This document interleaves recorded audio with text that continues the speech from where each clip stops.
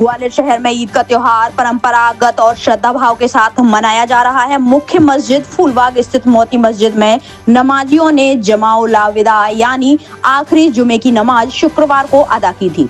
शनिवार को ईद की नमाज के लिए फूलबाग की मोती मस्जिद सहित दीगर मस्जिदों में खास बंदोबस्त किए गए थे।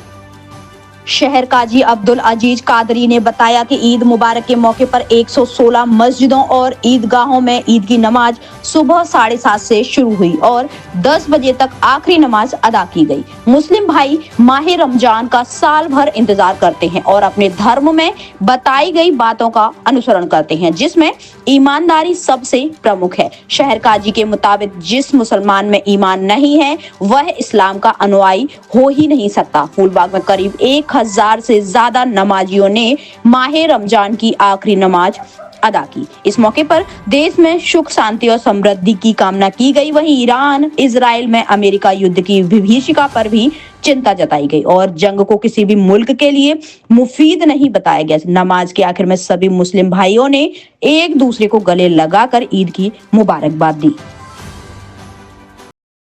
देखिए, ईद का जो महत्व है पूरे साल भर जब इंतज़ार करता है तब उसको माह रमज़ान मिलता है और माह रमज़ान जब ख़त्म होता है तब वो अपने साथ एक खुशियाँ लेकर आता है। जिस तरीके से शुरुआत में भी एक खुशी होती है कि माह रमज़ान आ गया, उस माह रमज़ान के बाद जो अगली सुबह होती है वो हम लोगों के लिए ईद होती है, क्योंकि ईद के मायने भी खुशी से है।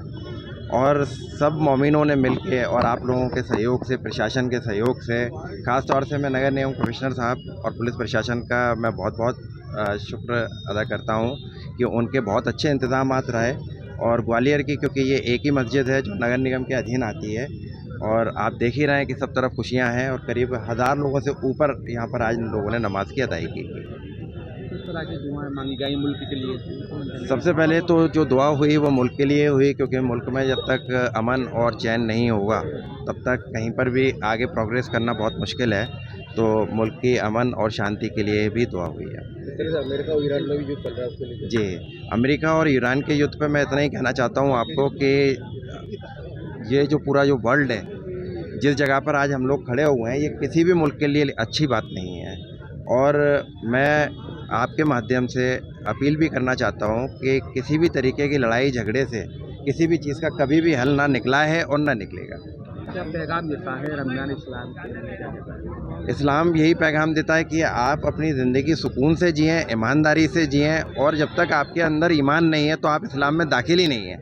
और जब आप इस्लाम में दाखिल हो गए तो सबसे पहले इस्लाम के जो रूल्स हैं उन सबको हम लोगों को फॉलो करना बहुत ज़रूरी है। और सबसे ज़्यादा, चाहे लोग कुछ भी कहें, लेकिन अगर अमन वाली बात आती है तो इस्लाम में उसके लिए एक हमारे जो हज़रत मोहम्मद हैं उन्होंने एक अलग से ही पैगाम दिया हुआ है। क्या नाम है आपका और क्या पता? मैं मोहसिन रहमान, सदर इंतजामिया कमेटी मोती मस्जिद फुलबाग ग्वालियर। पहले तो मैं इस मंच से सभी को ईद की बहुत बहुत मुबारकबाद देता हूं। और सुरक्षा इंतजाम करना तो हमारा ड्यूटी है और हमने उसको किया है, लेकिन जिस हिसाब से इतनी बड़ी संख्या में नमाजियों ने बिल्कुल शांतिपूर्वक व्यवस्थित तरीके से नमाज अदा हुए, उसके लिए मैं इस कमेटी को भी धन्यवाद देता हूँ।